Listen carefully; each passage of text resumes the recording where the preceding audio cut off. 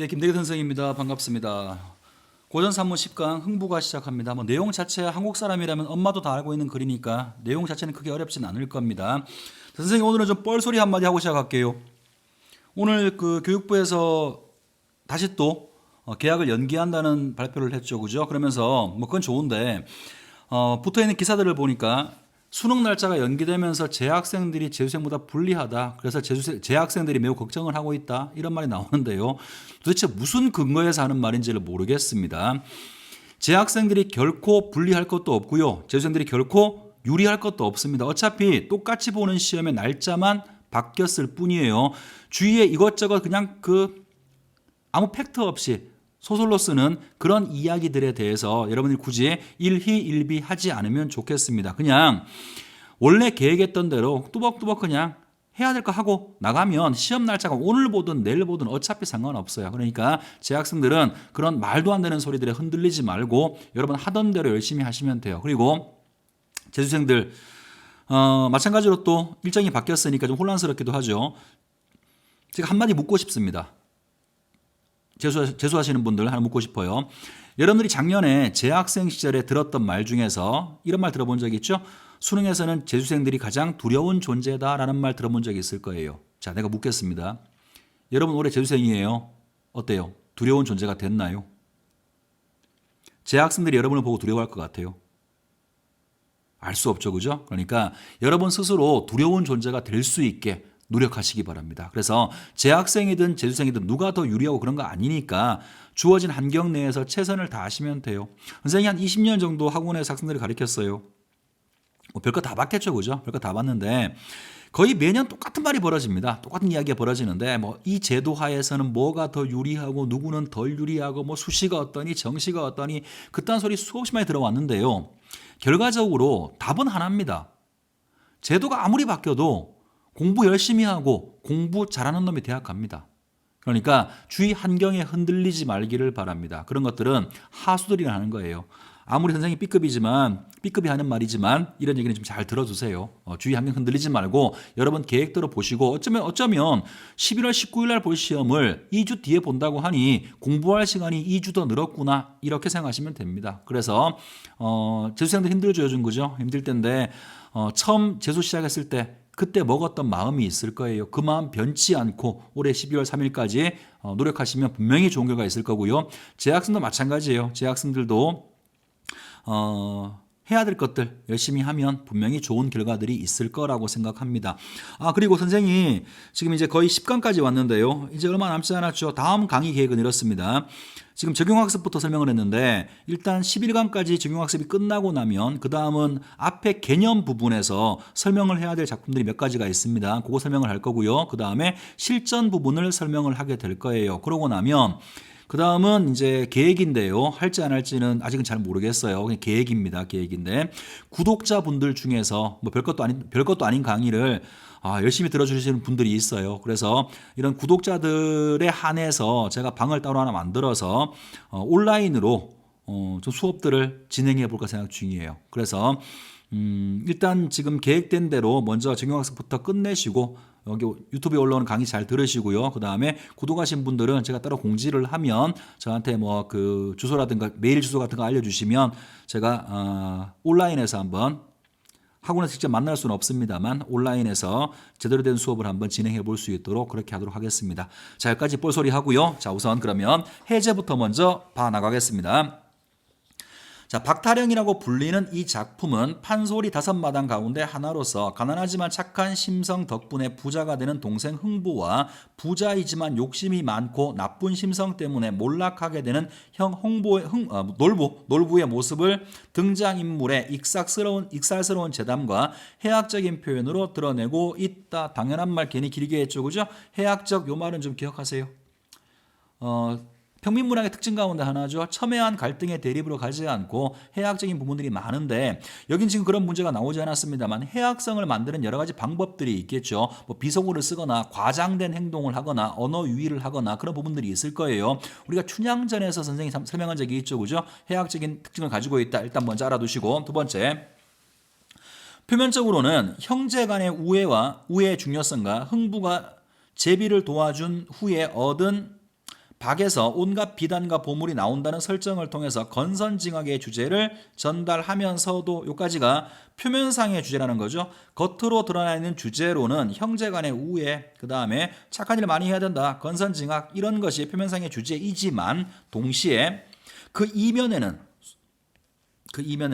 몰락하는 양반과 자본을 토대로 성장하는 서민층의 등장, 빈부의 격차 등과 같은 조선 후기의 사회 경제적 상황을 나타내고 있다. 자, 여기도 이 문제가 나왔는지는 모르겠습니다만 흥부전 같은 후기에 나와 있는 평민 문학들을 볼 때는 또 하나의 포인트가 뭐가 되냐면 이 글에 반영되어 있는 당대의 사회상을 판단하는 겁니다. 지금 이제 해제에서 설명하는 것처럼 뭐 자본주의의 성장이라든가 신분제의 동요와 같은 당대 사회의 모습들이 이 글 속에 반영되어 있다라고 말할 수 있어요. 자, 그 다음 부분.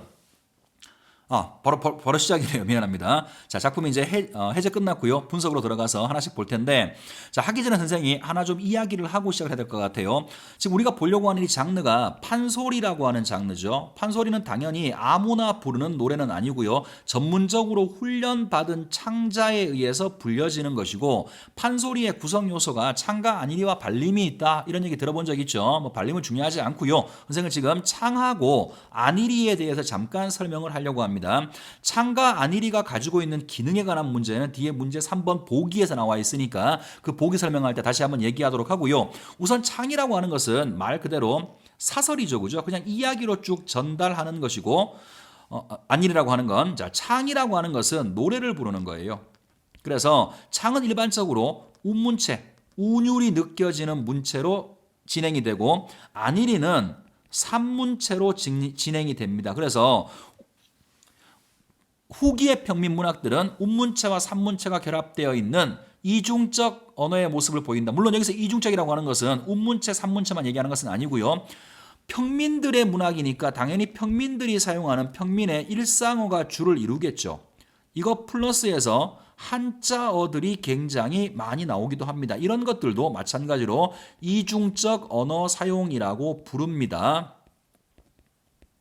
자, 그래서 일단 문체상의 특징이 운문체와 산문체가 결합되어 있고, 그 다음 평민들의 일상어와 한자어가 결합되어 있는 이런 문체상의 특징이 있다. 하나 알아두시고, 자, 창을 보시면 창은 노래니까 장단이 있어요. 가장 빠른 장단은 뭐 희모리, 비스무리한 게 자진모리가 있어요. 물론 이 두 개의 장단이 똑같지는 않습니다만 제 생각엔 굳이 구분할 필요는 없어 보입니다. 제일 마지막은 진양조가 있죠. 뭐 이 사이에 중모리, 중중모리 뭐 들어있는데 중요하지 않고요. 이 두 가지만 기억합시다. 일단 진양조 먼저 얘기하겠습니다. 진양조는 가장 느린 장단이에요. 언제 쓰는 거냐면 슬픈 정서를 드러낼 때 주로 씁니다. 그래서 인물이 자기 신세를 한탄하거나 뭐 상황 자체를 비관해서 얘기할 때 그런 부분들에서 진양조를 쓰는 경우가 굉장히 많고요.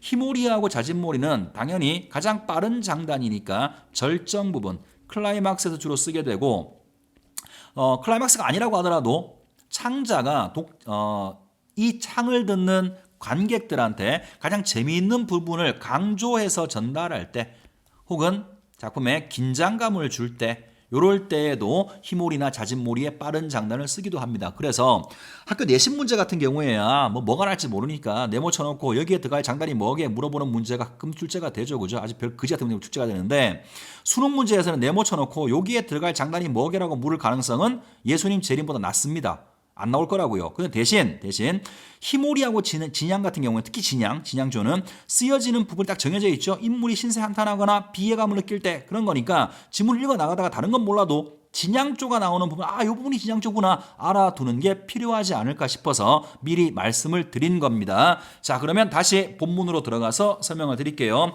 첫 번째는 자진몰이 빠른 장단이네요. 그죠? 빠른 장단으로 시작이 됩니다. 흥부가 들어간다. 흥부가 칠에 볼짝시면, 자, 뭘 설명하냐면 흥부의 겉모습에 대해서 묘사할 겁니다.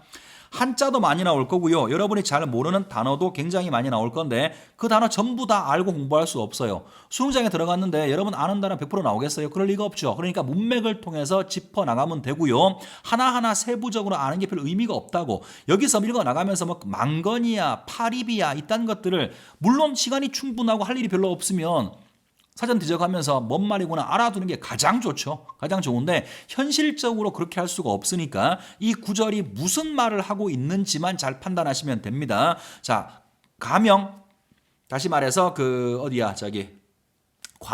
관아로 들어갈 때 흥부의 겉모습에 대해서 묘사하는 부분인데 요 앞장면은 뭐냐면 집에서 있었는데 배고파 먹을 게 없어. 그래서 아내가 한탄을 하니까 흥부가 그럼 자기가 가가지고 관아에 가서 쌀을 좀 빌려 오겠다고 나오는 장면부터 이야기가 시작되는 겁니다. 다시 볼게요.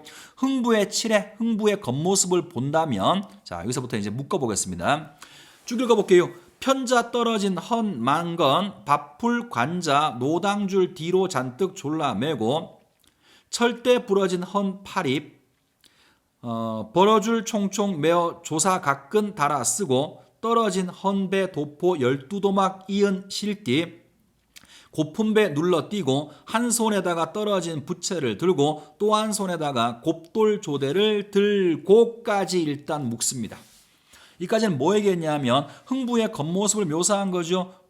자, 조대가 뭔지 곱돌 조대가 뭔지 알 필요 없어요. 뭘 말하고 있냐면 이걸 봤더니 굉장히 초라한 모습이죠. 그래서 인물의 겉모습을 통해서 인물이 매우 가난한 상황이라고 하는 형편을 보여주고 있는 겁니다. 자, 그리고 그 뒤를 보시면 그래도 양반이라고 8팔자 걸음으로 비스듬하게 들어간다. 자, 뒷부분 그래도 양반이라고 뭐뭐 한다. 이거는요. 요 부분은 이 글을 지금 이 이야기를 전달해 주고 있는 창자 이야기로 치면 서술자라고 볼 수 있겠죠. 창자 혹은 서술자의 평가가 나온 부분이라고 볼 수 있어요. 겉모습은 개뿔도 없는 거지 같은 놈이 그래도 신부는 양반이라고 팔자걸음으로 걸어간다라고 말하고 있는 겁니다. 자, 일단 내용 설명은 다 했고요. 하나 더 이야기를 하고 넘어가야 되는데 고전 그 판소리 같은 거 보다가 장면의 극대화라는 말 들어보신 적이 분명히 있을 겁니다. 장면의 극대화라고 하기도 하고요. 같은 말로는 장면의 확대 혹은 확장 이런 말을 쓰기도 합니다. 이게 뭐냐 하면 자 보세요. 지금 봤던 이 긴 문장을 선생님이 한 문장으로 줄여볼게요. 거지 같은 흥부가 가나로 들어갔다. 끝이죠. 아니면 초라한 차림새 흥부가 가나로 들어갔다. 끝이란 말이야. 그런데 짧게 말할 수 있는 것을 하나하나 머리끝부터 발끝까지 모두 이야기하면서 다 얘기해주고 있죠. 그죠? 다시 정리하면 이런 거예요.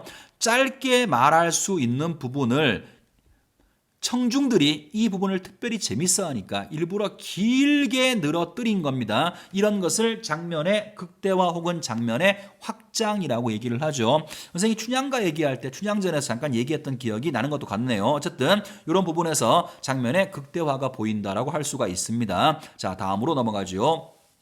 안일입니다. 흥부가 들어가면서 별안간 걱정이 생겼지. 그 다음 뭐 얘기하냐면 흥부의 걱정을 이야기하네요. 내가 아무리 궁핍을 걱정하는 남자가 되었을 망정 내가 아무리 가난하지만 반남박 양반인데 신분이 양반인데 호방을 보고 자 호방은 쌀을 빌려줄지 말지 결정하는 사람이겠죠. 중인이라고 이 사람은 뭐 이방 형방 호방 이런 가나의 관리들은 주로 중인들이 있었죠. 가난한 박흥부보다가 신분이 밑에 있는 사람이야. 그런데 흥부가 지금 뭘 걱정하냐 하면 내가 가난하지만 반남 박가 양반인데 중인 계층인 호방을 보고 하대를 하나? 자, 반말을 써야 하나? 아니면 존대를 해야 하나? 자, 일단 여기까지 갈등하는 모습이죠. 그러면 봐봐. 신분만 가지고 본다면 난 당연히 쟤를 반말을 해야 돼. 하대하는 게 맞는데 문제는 뭐냐면 나의 상황이죠.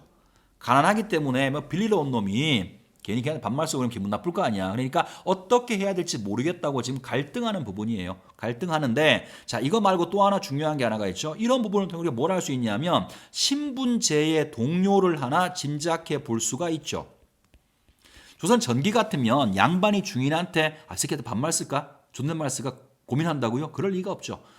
후기가 되다 보니까 이렇게 신분제가 동요되면서 이러한 양반이라고 하더라도 상황에 따라서 이런 갈등을 해야 되는 상황이 주어지게 된 것 같아요. 자, 그 다음 봅니다. 흥부가 어떻게 결정했냐면 아서라 말은 하되 끝은 짓지 말고 존댓말도 아니고 하대도 아니고 잘 들리지 않게 끝은 제대로 말하지 말고 웃음으로 얼버무릴 수밖에 없다 이렇게 결정을 하고 칠정을 들어가니 아마 가나인 모양이죠. 가나에 들어가니 호방이 문을 열고 나온다. 박생원 어찌 오셨소?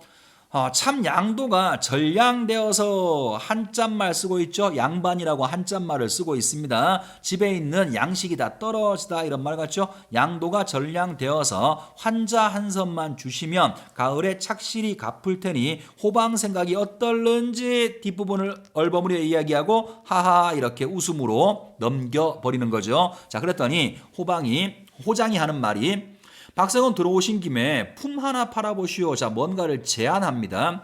우리골 자수가 하나 묶어볼까요? 우리골 자수가 병영 영문에 잡혔는데 자수 대신 가서 곤장 10대만 맞으면 한 대 성냥 30냥은 꼽아서 놓은 돈이요. 잠깐 여기까지 한번 묶어봅시다.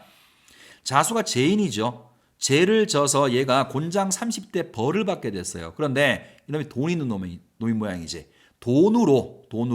돈을 주고 자기가 받을 형벌을 다른 사람이 받도록 하는 것이죠. 그러니까 당대 사회의 어떤 부조리한 현실의 모습을 알 수가 있죠.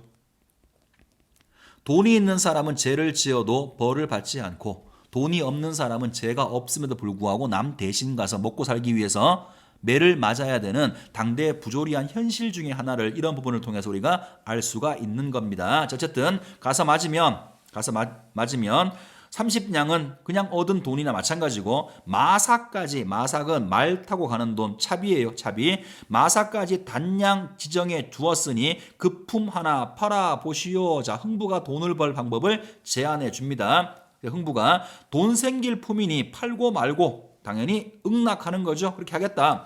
매 맞으러 가는 놈이 말 타고 갈 것이 없고 정강이 말로 다녀올 테니 정강이 말 이거는 자신의 다리를 말하는 거예요. 내가 그냥 걸어서 갔다 올 테니 그 돈 단량은 나를 내어주지. 하하하. 자, 또 역시 반말 비슷하게 하고 웃음으로 얼버무렸죠. 그죠? 자, 이야기는 이런 거죠. 내가 당연히 맞으러 간다. 30냥은 맞은 다음에 받을 돈이고 차비, 마삭으로 5냥은 받게 돼 있으니까 일단 그것부터 나한테 달라라고 말한 겁니다. 자, 그리고 나서 중몰이 저 아전 거동을 보아라. 우리가 보통 판소리계 소설에서 많이 보던 사설투라는 말 들어본 적 있죠? 이런 거에서 넘어온 것이겠죠. 자, 판소리, 사설투가 나왔고요. 저 아전 거동 보아라. 개 문을 철컥 열고 돈 단량을 내어주니 흥부가 받아들고 다녀오리다. 평안히 다녀오시오. 박흥부가 좋아라고 칠정 밖에 썩 나서서 돈 봐라 얼씨구나 돈 봐라 반복을 통해서 운율을 만들고 있고요. 자, 이 돈이 눈에 옳게 보면 삼강오륜이 다 보이고, 자, 돈에서 뭐가 보이냐면 삼강오륜이 다 보이고, 만일 돈을 못 보면 삼강오륜이 끊어지니 보이는 게 돈밖에 또 있느냐, 보이는 게 돈밖에 없다라고 말하는 거죠. 어떤 돈의 힘을 말하고 있는 거예요. 다른 말로 돈의 어떤 절대적 가치를 말하고 있는 거죠. 자, 이런 걸 보면 우리가 뭘 할 수 있냐면 어떤 이 시기에는 이미 돈이 중요하다라고 하는 근대적인 자본주의적 인식이 생겨났다라고 하는 걸 알 수가 있죠. 해석을 조금 덧붙이면 돈이라고 하는 것은 어떤 물질적 가치인 거죠. 반면에 삼강오륜이라고 하는 것은 인간이 지켜야 될 도덕이고, 이 당시에는 도덕이고 우리가 지켜야 될 윤리인데, 이런 도덕과 윤리가 돈에 의해서 결정된다라고 말하고 있는 것이니까 돈의 어떤 절대성 이런 것들을 보여주는 하나의 구절인 것 같습니다. 자, 다음으로 가죠. 떡국집으로 들어가서 떡국 반도너치를 사서 먹고 막걸리집으로 들어가서 막걸리 서푼어치를 사서 마시고 어깨를 느리우고 입을 빼고 대장부 한 걸음에 엽전 30단량이 들어간다. 우리 집을 어서 가자. 일단 배를 채운 다음에 집으로 갑니다. 제 집으로 들어가면서 장면이 바뀌었죠. 자기 집으로 왔습니다. 집으로 들어가면서 여보게 마누라, 집안 어른이 어디 갔다가 집으로 돌아오면 우르르르 쫓아 나와서 영접하는 게 도리가 옳지. 계집이 이 사람아 당돌하게 앉아 있으면서 일어나지 않는 것은 웬일인가. 에라, 이 사람 요망하다. 아내를 지금 탓하고 있는 거죠. 그러니까 아마 이런 것 같아. 돈을 지금 가졌으니까 뭔가 마음속에 자기가 힘이 생겼다고 생각하는 거죠. 큰 소리 치는 건데, 자, 이 부분에서 뭘 할 수 있냐면 남편이, 자기를 어른이라고 불렀죠. 남편이 밖에 나갔다 집에 들어오면 아내는 뛰어나와가지고 남편을 맞는 게 맞아. 이렇게 얘기하는 것은 지금 이따위로 말하면 싸다고 맞아요. 이런 것들이 당대의 어떤 가부장적 권위의식 혹은 다른 말로 봉건적 권위의식이 보인다 이렇게 말할 수가 있을 것 같아요. 아마 평소에는 흥부가 이렇게 말을 못했을 거예요. 그죠? 그런데 지금은 돈이 자기 수중에 들어있다고 생각하니까 그 돈의 힘 때문에 큰 소리를 치게 되는 겁니다. 자, 다음 부분 중중몰이고요. 흥부 마누라가 나온다. 흥부 마누라가 나온다. 아이고 여보 영감 오신 줄 내가 몰랐지. 어서 돈 어디 돈 좀 봅시다. 그러니까 남편을 반가워하는 게 아니고요. 돈을 반가워하는 거죠. 자, 돈 봐라. 놓아두어라 이 사람아. 이 돈 근본을 자네가 아나. 자, 이제 또 돈의 근본을 이야기합니다. 이 돈이 어떤 돈인지를 말할 텐데요. 자, 보세요. 못난 사람도 잘난 돈, 잘난 사람은 더 잘나게 만드는 돈. 그러니까 돈만 있으면 잘난 놈이 된다는 말이죠. 맹상군의 수레바퀴처럼 둥글둥글하게 생긴 돈, 생살직언. 살고 죽는 힘을 가진 게 바로 돈이라는 거예요. 부귀 공명이 붙은 돈. 이놈의 돈아 아나 돈아 어디 갔다가 이제 오느냐 얼씨구나. 돈 봐라 얼씨구나 얼씨구 돈 봐라. 그러니까 이 부분은 아까 봤던 거랑 똑같은 구절이네요. 돈의 힘을 보여주는 거예요. 돈의 힘이 생살직언 살고 죽는 것까지 결정한다라고 했으니까 근대적 자본주의 어떤 인식이 이때부터 생겨나기 시작했다는 사실을 알 수가 있는 거죠. 그러니까 이전 시기 조선 전기에서는 잘나고 못나고 이런 것들이 어떤 사람의 인품이라든가 신분 같은 것으로 평가를 했다면 이 글이 쓰여지게 됐던 어떤 후기에서는 돈이라고 하는 물질적 가치가 그런 것들을 결정하는 것으로 사회가 변화되었다는 사실을 이런 부분을 통해서 확인할 수가 있는 겁니다. 다음으로 갑시다. 안일이 이 돈을 가지고 쌀 팔고 고기 사가지고 고기 죽을 누름하게 11그릇이 되게 쑤어 가지고 각기 한 톤씩 먹여 놓으니 모두 식곤증이 나서 앉은 자리에서 고자빼기 잠을 자는데 죽 국물이 코끝에서 새죽 후주국 내리듯 댕강댕강 떨어지겠다. 자, 이런 부분을 보면 설마 죽을 먹었다고 콧물이 이렇게 떨어지진 않겠죠. 그죠? 이런 부분들이 해학적인 표현이라고 얘기할 수가 있을 것 같아요. 자, 흥부 마누라가 하는 말이 자, 지금까지는 배가 고팠기 때문에 일단 돈이 반가워서 이 돈이 어떻게 생긴 돈인지 묻지 않았죠. 그런데 배가 이제 불러지니까 이성이 돌아온 겁니다. 그래서 물어봅니다. 여보 영감 그런데 이 돈이 무슨 돈이요? 어떻게 해서 생겨난 돈인지 좀 압시다. 그랬더니 이야기합니다. 이 돈이 다른 돈이 아닐세. 우리 고을 자수가 병영 영문에 잡혔는데 대신 가서 곤장을 10대만 맞으면 한 대의 성냥씩 30냥을 준다기에 대신 가기로 하고 사구로 받아온 돈이지. 흥부 마누라가 깜짝 놀라면서 소중한 가장 몇 푼 팔아 먹고 산단 말은 고금천지에 어서 보았소. 자, 걱정하는 거죠. 반대하는 거예요.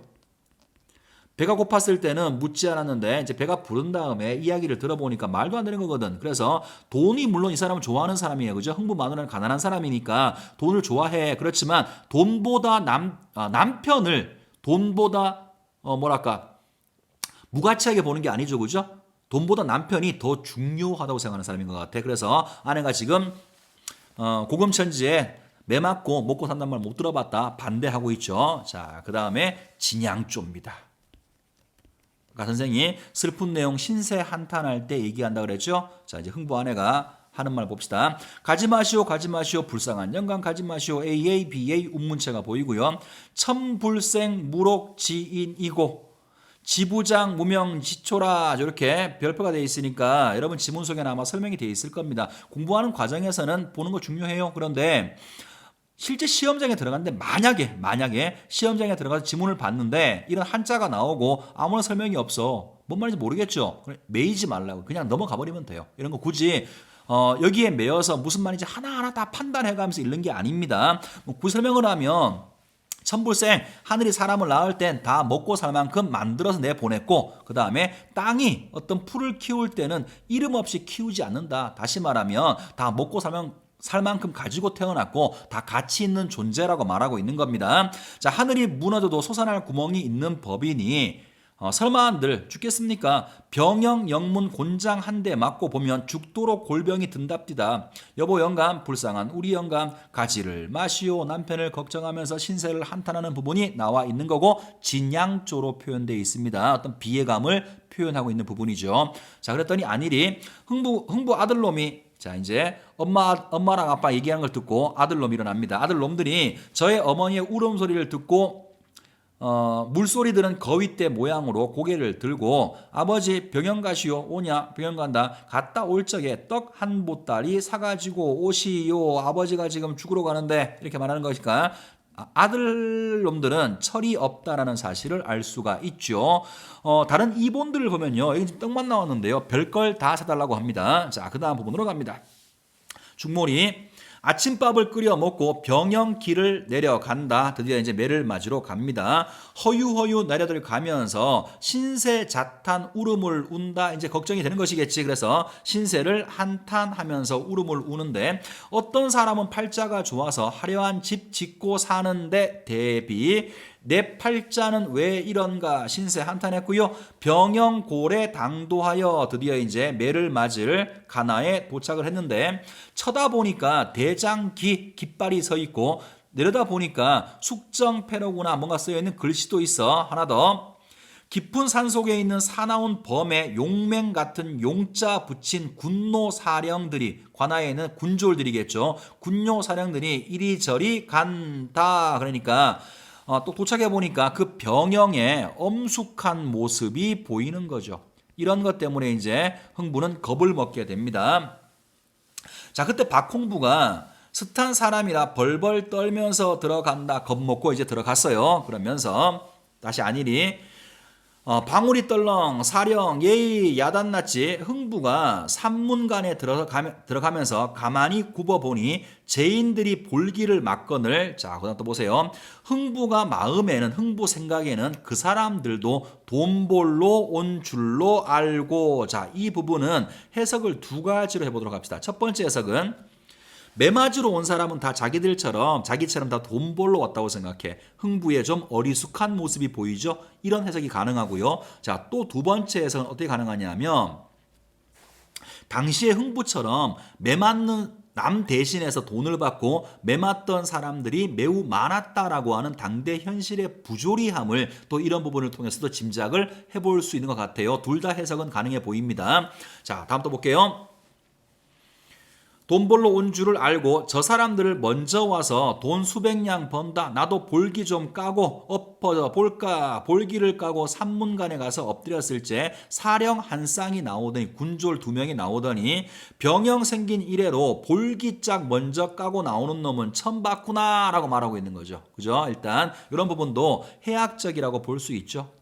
얼굴을 들이밀고 내가 왜 왔습니다 말하는 게 아니고요. 엉덩이부터 까고 들어가는 것이니까 해학적 부분으로 볼 수가 있습니다. 자, 그 다음 사령 중에서 군사 중에서 뜻밖의 흥보를 아는 사람이 있었던가. 아니 박생원 아니시오? 알아맞혔구만 그려. 자, 이것도 역시 다소 해학적일 수 있어요. 왜냐하면 엉덩이를 까고 들어가 누워있죠. 그죠? 엉덩이만 딱 보고도 이게 박홍보 엉덩이인지를 알게 되는 겁니다. 자, 그러면서 아니 박세훈 아니시오 어제 얘기했고요. 당신 고라쏘. 자, 고라쏘 이 말이 허탕쳤소 이런 말이에요. 딱 보는 순간 박홍보가 왜 왔는지 알거든. 그래서 당신이 지금 허탕쳤다라고 정보를 줬습니다.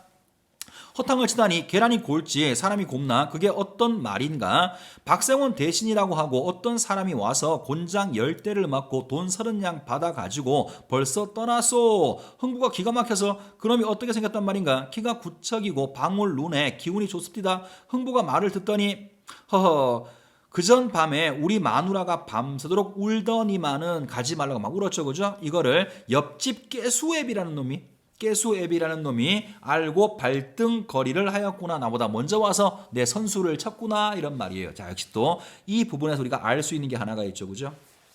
흥부만 이 동네에서 가난해서 남 대신해서 매를 맞고 돈을 버는 것이 아니라 그런 형편으로 살아가는 사람이 또 있다라는 거죠. 그러니까 당대 어떤 민중들, 백성이란 말 쓸게요.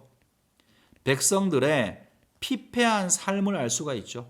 흥부만 그런 것이 아니라 남보다 더 빨리 가가지고 매를 먼저 맞아야 먹고 살 수 있어. 당대 민중들의 피폐한 삶, 부조리한 현실의 한 단면을 역시 이런 장면을 통해 확인해 볼 수가 있습니다. 자, 다음 갑니다. 중몰이.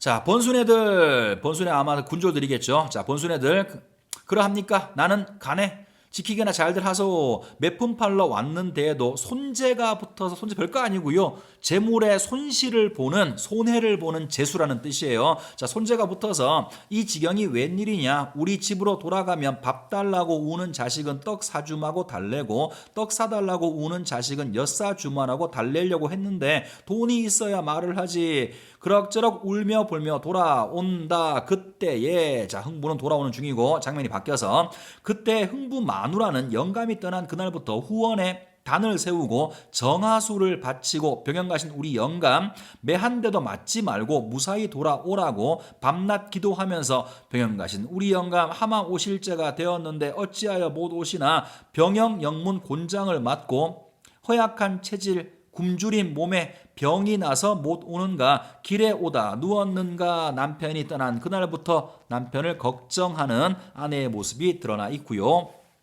자, 안일이 문 밖을 가만히 보니까 자기 영감이 분명하겠다. 눈물을 씻고 바라보니 흥부가 들어오는데 여보 영감 맞았소? 매 맞았거든. 어디 곤장 맞은 자리 상처나 좀 봅시다. 또 역시 걱정해서 물어봤고요. 그랬더니 흥부가 나더라 상처고 옆편내 죽은 것이고 요망스럽게 옆편내가 밤새도록 울더니 돈 한 푼 못 벌고 매 한 대를 맞았으면 인사불성 새아들이다. 자, 너 때문에 매도 한 대 못 맞고 왔다라고 말하고 있는 거죠. 일이 잘못된 게 누구 탓이에요? 아까 봤던 그 깨수아비 탓이지. 근데 아내 탓을 하고 있어요. 너 때문에 지금 일이 틀어졌다라고 말하고 있는 겁니다. 그랬더니 흥부 마누라가 좋아라 하고 오히려 흥부 마누라는 좋아라는 거죠. 걱정했던 남편이 매 한 대 맞지 않고 왔으니까 좋아하면서 중중몰입니다. 얼씨구나 절씨구나 얼씨구나 절씨고 지하자 좋네 얼씨구나 좋을씨고 영감이 엊그저께 병영 떠나신 후에 부디 매를 맞지 말고 무사히 돌아오시라고 하나님 앞에 빌었는데 매를 아니 맞고 돌아오시니 어찌 아니 즐거운가 얼씨구나 절씨고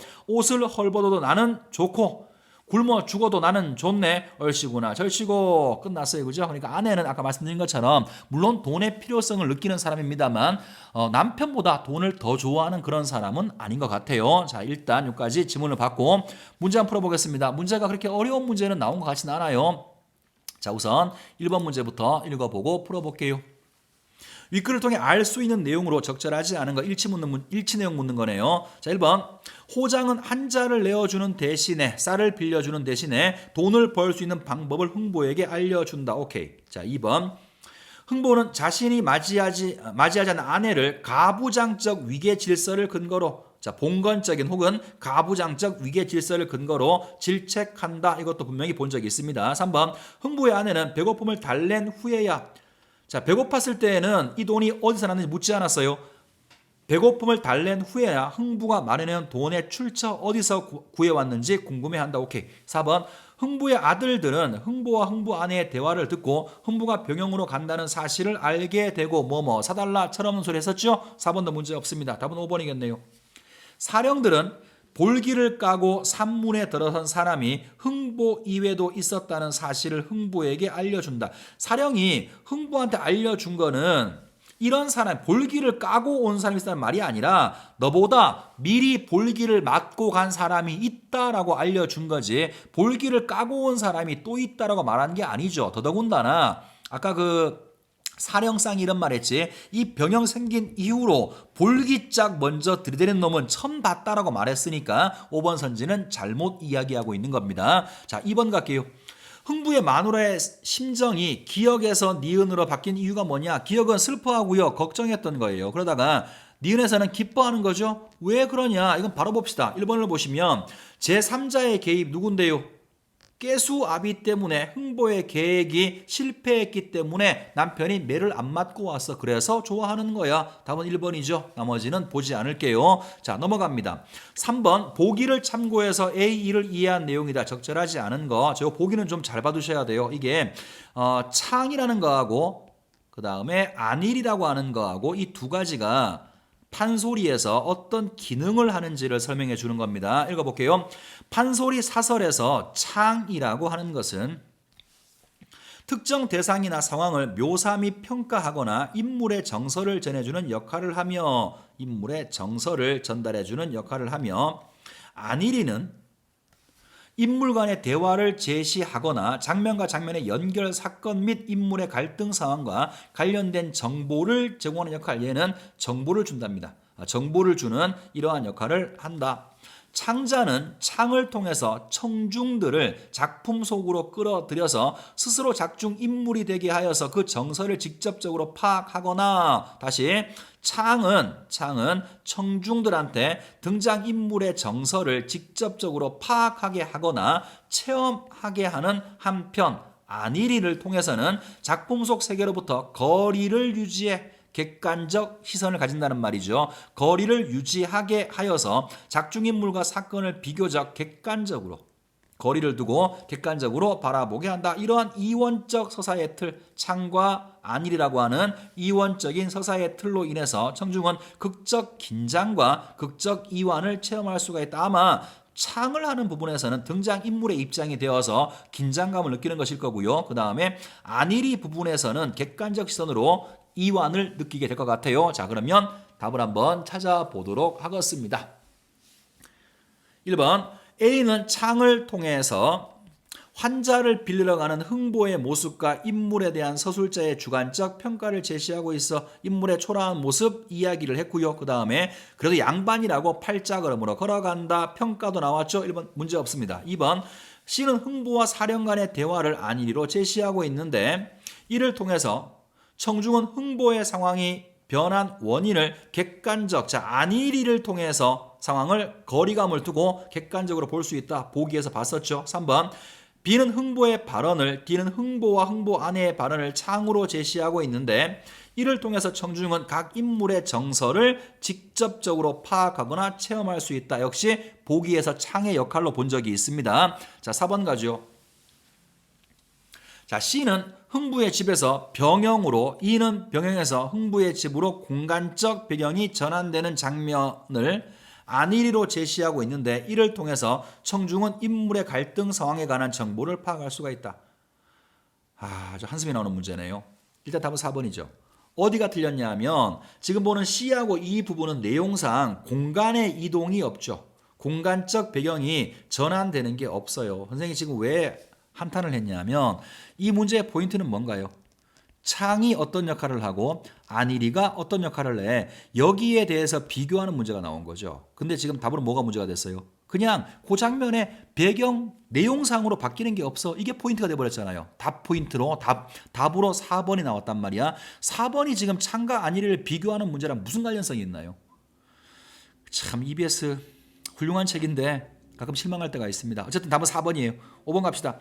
B와 C, D와 E 같은 창과 안일이가 이어서 배치되는 서사의 틀은, 이런 이중적 이원적인 서사의 틀은 청중과 작품 속 세계와의 거리를 조절함으로써 청중이 극적 긴장과 이완을 체험하게 만드는 역할을 한다. 역시 보기에서 봤습니다. 답은 4번으로 보시고요. 자, 마지막 5번 문제로 갑니다. 보기를 바탕으로 윗글을 감상한 내용이다. 적절하지 않은 것. 후기에는 상품 경제 체계가 확산되면서 화폐가 널리 유통되었고 이에 따라서 부를 축적한 신흥 계층이 생겨났는데 이것은 봉건적 신분 질서의 해체가 가속화되는 결과로 이어지게 된다. 자, 또한 화폐가 사회 전반에서 큰 위력을 행사하자 사회의 부조리가 심해졌고 민중은 날로 악화되는 생활 환경 때문에 힘든 삶을 살아야 했다. 흥부가는 이러한 사회적 배경 속에서 등장하였다. 그러니까 이 글 속에서 당대 사회의 어떤 모습이 보여지는가를 찾아보라는 문제죠.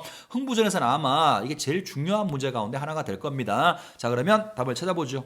1번, 병영 영문에 잡혀간 자수를 대신하여 흥보에게 매품을 권하는 호장의 모습을 통해서 당대 사회의 부조리, 죄가 있어도 돈이 있으면 벌을 받지 않아. 부조리한 현실이죠. 자, 2번, 흥부가 한자를 빌으러 가면서 호방에게 사용할 말투를 고민하는 장면을 통해서 신분제가 해체되어 가는 당시의 상황이죠. 주의하셔야 됩니다. 신분제가 해체된 게 아니에요. 신분제가 해체가 되면 양반이 어디 있고 평민이 어디 있어. 이건 신분제가 해체된 것이 아니라 해체되어가는 과정을 보여준다고요. 다시 말하면 신분제가 동요되는 모습을 보여준다는 거죠. 자, 3번. 돈이 생살직언 살고 죽는 힘을 가지고 있고 부귀 공명을 좌우한다는 흥보의 말을 통해서 돈이 당시 사회 전반에 큰 힘을 가지고 있었음을 확인할 수가 있다. 오케이. 4번 갑니다. 흥보의 매품파리를 가로채는 깨수아비의 모습을 통해서 매품파리로 생계를 유지해야 될 정도로 당시 민중의 삶이 힘겨웠음을 알 수가 있어. 민중의 삶이 얼마나 피폐했는지를 이런 걸 통해서 확인할 수가 있죠. 답은 그러면 5번이 정답이겠네요. 돈이 들어있는 궤를 관리하는, 자, 관리하고 있습니다. 관리하는 아전과 매품삭을 지불하는 사령들을 통해서 상품 경제 확산으로 부를 축적한 신흥 계층의 아전과 사령들이 포함된다. 뻑큐. 그렇지가 않죠. 아전과 사령은 돈을 관리하는 사람인 것이지 돈을 축적한 사람이 아니죠. 답은 5번으로 보시면 되겠습니다. 이렇게 해서 흥부전 설명했고요. 흔하게 아는 글이지만 항상 쉽게 느껴지는 글들이 오히려 시험 문제에서는 더 어렵게 출제가 되는 경향이 있으니까 차근차근 항상 복습 잘 하시기 바랍니다. 자, 수고 많았고 다음 시간에 만나겠습니다. 고생했습니다.